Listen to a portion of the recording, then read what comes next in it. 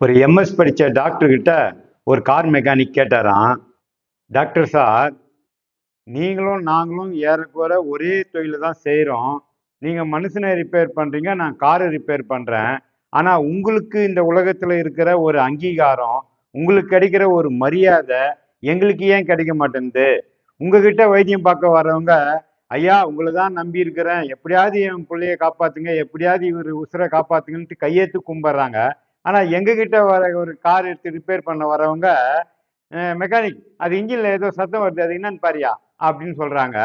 ஏன் உங்களுக்கு ஒரு மரியாதை எங்களுக்கு ஒரு மரியாதை அப்படின்னு சொல்லிட்டு டாக்டர் கிட்ட கார் மெக்கானிக் கேட்டாராம். அதுக்கு டாக்டர் சொன்னாராம், ஒன்றும் இல்லைப்பா, நீ சொல்றது கரெக்டு தான், ஏறக்குறைய நம்ம செய்யறது எல்லாம் ஒரு தொழில் மாதிரி தான் தெரியுது.